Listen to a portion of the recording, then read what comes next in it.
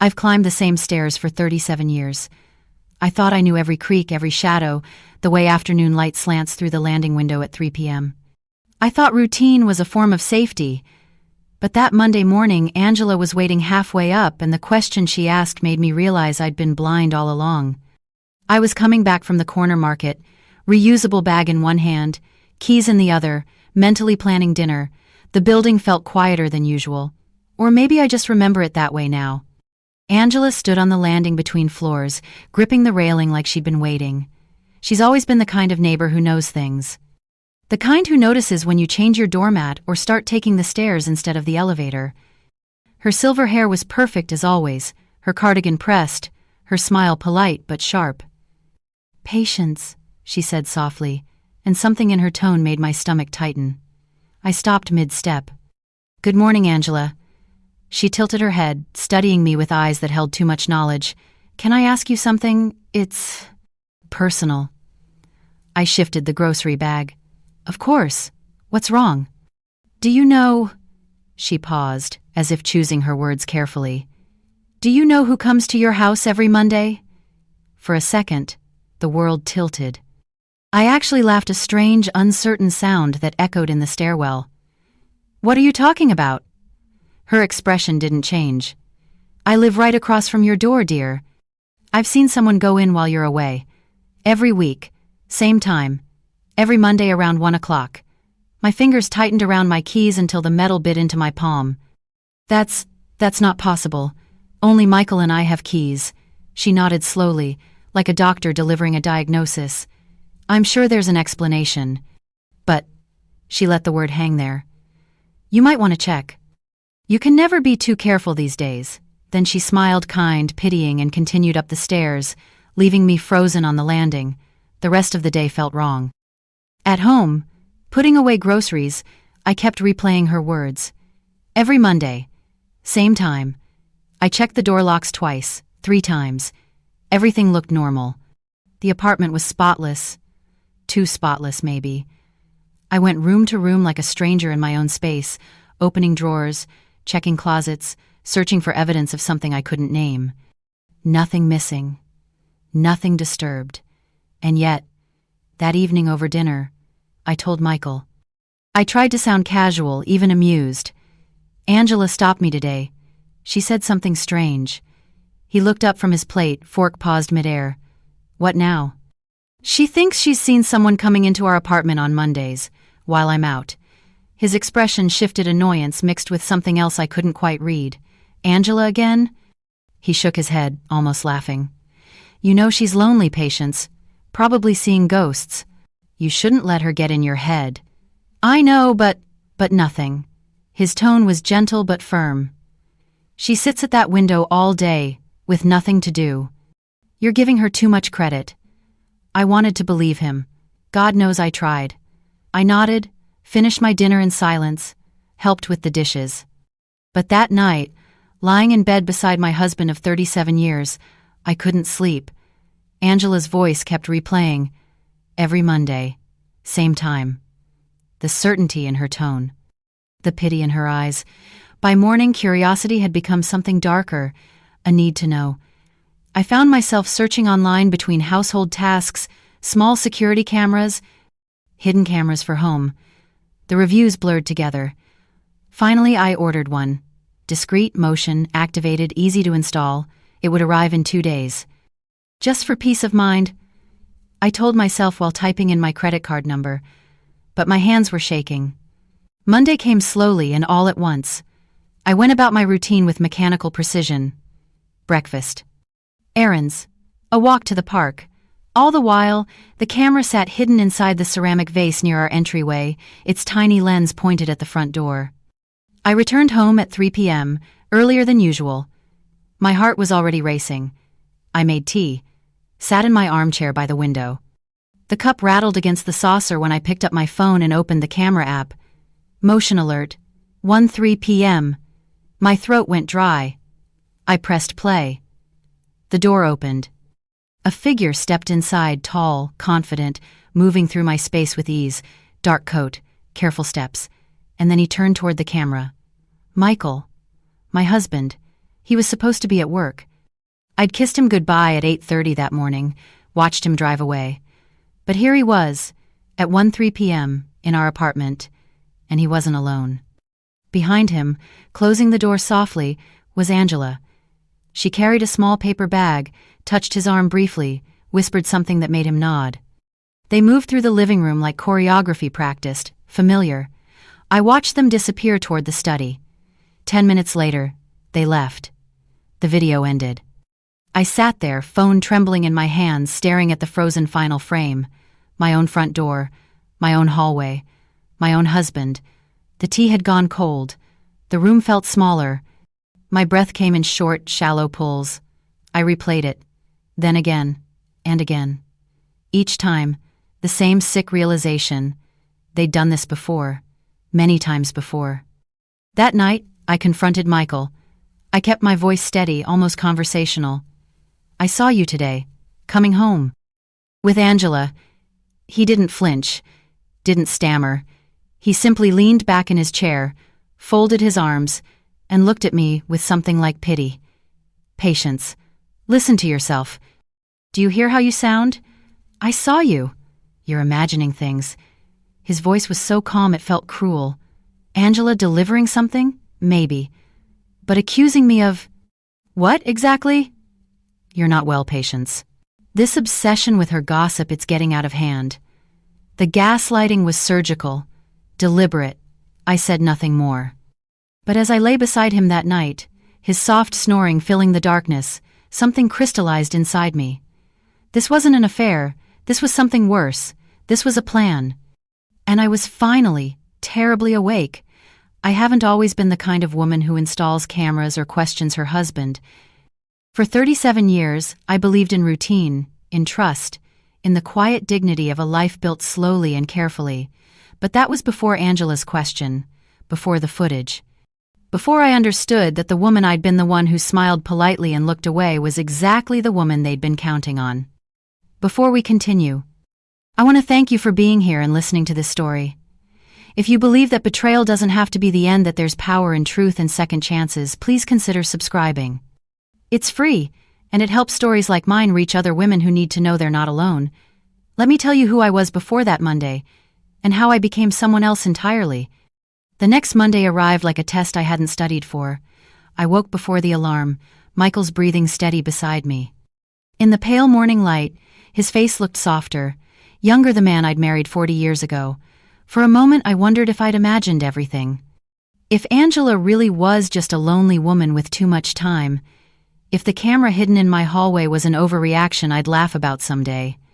Then Michael's eyes opened, and something in his gaze, a flicker of calculation, perhaps reminded me why the camera was there.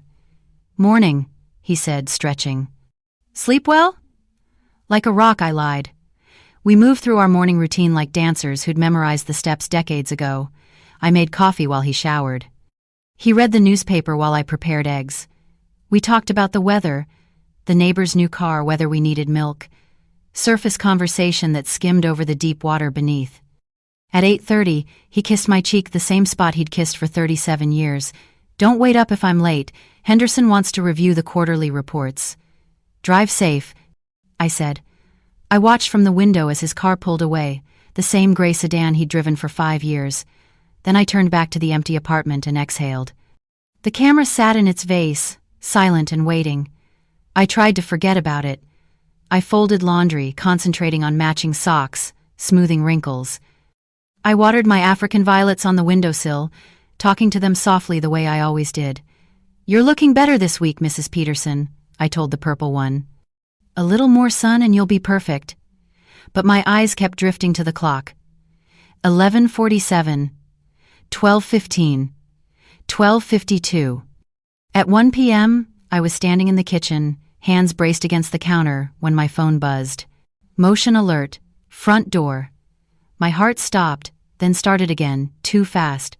I stared at the notification, thumb hovering over it. Part of me wanted to delete it, throw the phone away, pretend I'd never bought the camera. Go back to the woman I was 2 weeks ago, the one who trusted, who smiled, who didn't question. But that woman was already gone. I waited until evening to watch. I don't know why, cowardice maybe, or the desperate hope that if I delayed long enough, the footage would somehow be innocent. Michael came home at 6:30, cheerful, complaining about Henderson's tedious presentation. We ate dinner, he helped with dishes, everything normal, everything wrong. After he settled in the den with his laptop, I carried my tea to the armchair by the window. My hands shook so badly the cup rattled against the saucer. I set it down and opened the camera app. The thumbnail showed our front door, frozen at 1:03 p.m. I pressed play. The door opened slowly. A figure stepped inside tall, wearing a dark coat, moving with quiet confidence through my entryway. When he turned, his face caught the afternoon light. Michael. My Michael. My husband who kissed me goodbye at 8:30. My husband who was supposed to be reviewing quarterly reports with Henderson. My husband who had no reason to be home. But there he was, and he wasn't alone. Angela followed him inside, closing the door with practiced ease. She carried a small paper bag, something from the bakery maybe, and touched his arm briefly. Not a casual touch. Familiar. Intimate. He leaned down to hear something she whispered, then nodded.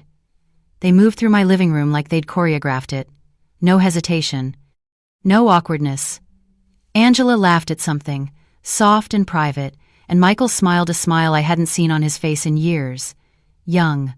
Unguarded. They disappeared toward the study. I sat frozen, counting seconds. My tea grew cold in my hands. 10 minutes later they reappeared. Michael checked his watch. Angela adjusted her hair. They exchanged a few words I couldn't hear, then slipped out the front door as quietly as they'd entered. The video ended. I stared at the blank screen, my reflection ghostly in the dark glass. My face looked strange to me, older, smaller, like someone I used to know. I replayed it.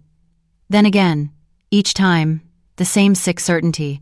This wasn't the first time. The ease of their movements, Angela's familiarity with my space, the way Michael checked his watch like a man on a schedule. They'd done this before. Many times before. How long had Monday afternoons belonged to them? I confronted him after he finished his work emails. My voice came out steadier than I felt. Michael, I need to ask you something. He looked up, reading glasses perched on his nose. Were you home today? Around lunchtime? Something flickered across his face so quick I almost missed it. Then he smiled. Not sheepish or guilty, calm. Almost amused. Home? No, I was at the office all day. Why? I thought I heard something. You thought you heard something, he repeated slowly, like I was a child confusing dreams with reality. Patience, we've talked about this. You've been anxious lately. Maybe you should see Dr. Morrison again. I'm not anxious, You are. He stood, walked over, placed his hands on my shoulders. Angela has you paranoid. First, you think someone's breaking in. Now you're hearing things. This isn't healthy. Michael, I saw. What did you see? His voice remained gentle, but his eyes had gone cold. Tell me exactly what you saw. The camera, the footage, the truth sitting on my phone just feet away. But something stopped me. An instinct, maybe. Or fear. Nothing, I whispered. I guess I'm just tired. That's my girl. He kissed my forehead, the way you'd kiss a confused elderly aunt. Patronizing, dismissive. Why don't you go to bed early? I'll finish up here. I nodded, retreated to the bedroom, closed the door. Behind it, I pressed my back against the wall and slid down until I sat on the floor, hugging my knees. In the next room I could hear Michael actually humming while he typed. The gaslighting was masterful. So smooth I'd almost believed him. Almost doubted my own eyes, my own mind, the evidence on my phone. But I didn't. Not anymore. Later, after he'd fallen asleep, I lay beside him in the darkness. His breathing was deep and even, untroubled by lies or guilt. He'd kissed my forehead before sleep, like I was a child he'd successfully soothed. But I wasn't small anymore. I wasn't confused or anxious or paranoid. I was awake. And in the darkness I began to plan. I became a detective in my own life. The morning after watching that footage, after Michael left for work with another kiss on my cheek, I started searching. Not frantically, methodically. I'd spent 37 years managing this household, filing papers, organizing drawers. I knew where everything was supposed to be. Now I needed to know what wasn't supposed to be there. I started with the filing cabinet in the study. Insurance policies, mortgage documents, tax returns all arranged chronologically, just as I'd always kept them. But tucked between last year's property tax statement and a warranty for the refrigerator, I found something I'd never seen before: a life insurance policy. My hands went cold as I read it. $500,000. Beneficiary, Michael Rodriguez. Issue date, 8 weeks ago. The insured, Patience Maria Rodriguez. My own name, typed in clean black letters. Michael's signature at the bottom, bold and confident. And there, in the emergency contact section, Angela Caldwell. I read it 3 times, each time hoping I'd misunderstood. But there was no misunderstanding. My husband had taken out a policy on my life without telling me, and listed our neighbor as the person to contact in an emergency. Not our son. Not my sister. Angela. I sat down heavily in Michael's desk chair, the paper trembling in my hands. This wasn't about an affair. This wasn't about loneliness or temptation or some midlife crisis. This was erasure. They were planning for a world without me in it. The next Monday, I prepared differently. I dressed as usual, told Michael I was spending the day at the botanical gardens with my book club. He barely looked up from his coffee. "Have fun," he said. "Don't forget your phone in case I need to reach you." "Never do," I replied. But instead of leaving the building, I slipped into the stairwell between the 2nd and 3rd floors. There's a small alcove there, shadowed and forgotten, where maintenance stores extra supplies. I positioned myself behind a stack of paint cans and waited. The stairs were cold. My knees ached. Minutes stretched like hours. Then, at exactly 1:03 p.m., I heard Angela's laugh, bright and intimate, echoing up from the entrance. Footsteps on the stairs, 2 sets, climbing in rhythm. I held my breath as they passed my floor. The jingle of keys, my keys, the soft click of my front door opening, closing. I waited 5 minutes that felt like 50. Then, on trembling legs, I climbed the remaining stairs and stood outside my own apartment, listening. Muffled voices, movement. Angela's laugh again, lower this time. 20 minutes later, the door opened. I'd retreated back to the alcove, watching through the gap between paint cans as they emerged. Michael checked his watch. Angela straightened her collar. He said something I couldn't hear, and she touched his face tender, possessive before they descended the stairs together. I waited until the building fell silent again. When I entered my apartment, the first thing I noticed was the smell. Rose and talc. Angela's perfume, heavy in the air like she'd claimed the space. The second thing I noticed was the note on the kitchen counter, plain white paper, folded once. I opened it with shaking hands. "You're not well, Patience. Let us help you before things get worse." No signature. But I recognized Michael's handwriting immediately, the same slanted script that had signed birthday cards and grocery lists for 4 decades. The message was clear. They weren't just planning to erase me. They were building a narrative. The declining wife, the concerned husband, the helpful neighbor. A story that would make sense to everyone when something finally happened to me. I folded the note carefully, placed it in my pocket, and looked around my home with new eyes. That afternoon, I ordered 2 more cameras online. Overnight shipping. They arrived the next day in discreet packaging. One I installed behind books on the shelf facing the study desk. The other I positioned inside the decorative mirror in the hallway, its lens hidden behind the frame's beveled edge. Then I called my niece Sarah in Philadelphia. "Aunt Patience." "What a nice surprise." "Sarah, darling, I was wondering if I might visit for a few days. I know it's short notice, but..." "Of course. Uncle Michael coming too?" "No, just me. He's busy with work." "Even better. Girls' time." I could hear her smile through the phone. "When were you thinking? Tomorrow?" I packed a small bag that evening. Michael looked up from his laptop, surprised. "Philadelphia? For 3 days? Sarah's been asking forever." "You'll barely notice I'm gone." He kissed my forehead. "Call me when you get there safely." "I will." But as I drove away the next morning, I wasn't thinking about Philadelphia. I was thinking about the cameras, silently recording, capturing everything I needed to see.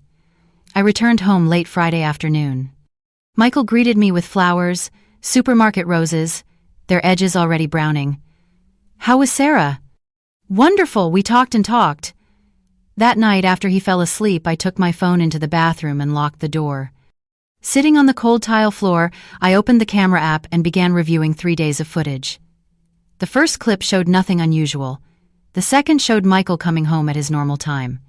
The third clip, from Wednesday at 2:17 p.m., made my blood run cold. Michael and Angela in my bedroom, not in an embrace that almost would have been easier. Instead, they were methodically going through my dresser drawers, rifling through papers I kept in my nightstand. I turned up the volume, pressed the phone close to my ear. Where would she keep it? Angela's voice whisper soft. Check the bottom drawer. She's sentimental probably with her mother's things. Sound of drawers sliding open, papers rustling. Found it. Angela's tone triumphant. The updated will from 2019. Good. We'll get her to sign the new one next week. You're sure she won't remember? Michael's laugh, cold and certain. She won't remember a thing. We've been planting the seeds for months. Everyone already thinks she's slipping, the forgetfulness, the paranoia. Even Daniel noticed at Christmas. Poor Patience. Angela's voice dripped with false sympathy. It's almost a mercy, really. They left with papers and hand documents I didn't even know they'd been searching for. I sat on the bathroom floor, phone clutched in my hands, and understood completely. This wasn't betrayal anymore, it was strategy. A carefully orchestrated plan to paint me as incompetent, to isolate me, to rewrite my will and my reality, and they thought I was the fool. But fools don't record evidence, fools don't plan ahead. Fools don't wait in silence, gathering pieces, preparing for war. In the next room, my husband slept peacefully, dreaming whatever dreams conspirators dream, and I smiled in the darkness, small, cold, and final. Let them think I'd forgotten. Let them believe their own lies. I would remember everything. Saturday morning, I went to the office supply store and bought 3 flash drives. At home, while Michael was out getting his car washed, I copied every file, the footage from all 3 cameras, the insurance policy I'd photographed, screenshots of his text messages I'd found on our shared cloud account. Everything. Backed up 3 times. One drive I hid inside the lining of my winter coat, slipped through a small tear in the pocket seam. The second went into a safety deposit box I'd opened that morning at a bank across town. The third I kept in my purse. Monday afternoon I called our family lawyer, Richard Chen. We'd used him for decades. He'd handled our house purchase, drafted our original wills, helped with my mother's estate. Patience, good to hear from you. What can I do for you? Richard, I'd like to update my will. Just some small changes, but I thought I should come in. Of course, tomorrow at 2? Perfect. The next day, I dressed carefully. Navy skirt, cream blouse, pearl earrings, the uniform of a woman who had her life in order. Richard's office smelled like leather and old books. You look well, he said, smiling. I feel well. I opened my purse, removed the flash drive. Richard, I need to leave something with you. For safekeeping. His expression shifted, lawyer instincts sharpening. What kind of something? Evidence. Of a situation. I met his eyes. I'm not ready to discuss it yet, but I need someone I trust to hold on to this. If anything happens to me, anything at all, I want you to take it directly to the police. He took the drive carefully, as if it might explode. Patience, are you in danger? Not anymore, I said. But I was. He locked it in his office safe while I watched. Then we discussed my will, real changes this time, removing Michael as executor, adding provisions he'd never know about until it was too late. When I left, I felt lighter. That evening, I did something I'd never done before. I called Angela. Patience? She sounded surprised. Is everything all right? Everything's fine. I was wondering if you and Michael might join me for tea tomorrow. Around 4. I'd like to clear the air about some misunderstandings. A pause. Misunderstandings? I think we should talk. All 3 of us. Don't you? Another pause, longer. I could almost hear her thinking, calculating. Of course, that sounds lovely. Wonderful. See you tomorrow. I prepared everything carefully. The good china. Fresh scones. Lavender tea, Angela's favorite, if I remembered correctly. I set the dining table by the window, afternoon light streaming through lace curtains. At 4 o'clock exactly, The doorbell rang. They arrived together, which told me everything I needed to know. Michael looked casual, confident. Angela wore her pleasant smile like armor. "This is nice," Michael said, kissing my cheek. "What's the occasion?" "No occasion. Just neighborly tea." I gestured to the table. "Please, sit." I poured tea with steady hands. We made small talk about the weather, the building's new security system, a restaurant that had opened downtown, surface conversation floating on deep water. Then, as Angela reached for a scone, I said quietly, "Angela, can I ask you something?" "Of course, dear. Do you know what I love most about technology?" She blinked. "I'm sorry?" "Technology." I set down my teacup. "What I love most about it." Michael shifted in his chair. "Patience, what are you—" "It never lies." I pulled my phone from my pocket, opened the camera app, and set it in the center of the table. People lie. But cameras? They just show the truth. I pressed play. Their voices filled my dining room, crystal clear, unmistakable. "We'll get her to sign it next week. She won't remember a thing." It's almost a mercy, really. The color drained from Angela's face. Michael's hand, reaching for his tea, began to tremble. I let the video play all the way through. Neither of them spoke.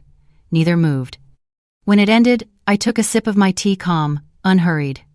"I have copies," I said conversationally. "Several copies, actually, with my lawyer, in a safety deposit box. One with my niece in Philadelphia, with instructions to give it to police if I die unexpectedly." I smiled. "I've become very careful about backups." "Patience," Michael's voice cracked. "No. For the first time in 37 years, I cut him off. "You don't get to speak." "Not yet. First, you're going to listen." Angela stood abruptly. "I should go." "Sit down." Something in my tone made her sink back into her chair. "I've already filed for separation," I continued. "My lawyer has the insurance policy you took out, Michael. The one with Angela as emergency contact. He's quite interested in that." I turned to Angela, "And I took the liberty of mailing your husband copies of the footage. I believe he received it this morning." Angela made a small, wounded sound. "You wanted to erase me," I said softly. "Make me disappear. Paint me as confused, declining, forgetting. You almost succeeded." I set down my teacup with a gentle click. "Almost." Michael found his voice. "This is—" "You're misunderstanding—" "The locks have been changed," I interrupted. "Your belongings are in the storage unit downstairs. The building manager has instructions not to let you up." I stood, smoothed my skirt. "This tea is over. Please leave." They left in silence. Angela's perfect composure finally shattered. Michael's confident mask cracked beyond repair. I didn't watch them go. I simply cleared the table, washed the china, put everything back in its place. The fallout was swift and thorough. By Thursday, Michael was on indefinite administrative leave from his firm. Someone had anonymously sent them the footage, I wonder who. Angela moved out of the building before the weekend. Her husband filed for divorce on Monday. I didn't rage. I didn't gloat. I didn't need to. I simply existed, free and whole, in the space they'd tried to take from me. 3 weeks later, a letter arrived from the bank. Michael's insurance policy had been frozen pending fraud investigation, but there was more an account in my name I'd never known about. Money Michael had been quietly siphoning from our joint assets for years, preparing for his future without me. The investigator called it recovered funds. I called it inheritance, the inheritance of my own life. $90,000. Money I'd earned through 37 years of trust, now returned. Now, every Monday at 1 p.m., I brew fresh coffee and sit by my window. The apartment is quiet, truly quiet, not the false quiet of secrets. I watch the courtyard below, the changing seasons, the ordinary rhythm of honest lives. Sometimes I see Angela at the market 2 streets over. She's thinner now, smaller somehow, her perfect hair less perfect. When our eyes meet, she looks away quickly. I don't. I just smile. Small, knowing, final. They thought silence meant weakness. They thought my stillness was surrender, my routine was blindness, my trust was stupidity. They were wrong. Silence was my weapon, and every Monday at 1 p.m. I sharpen it with peace.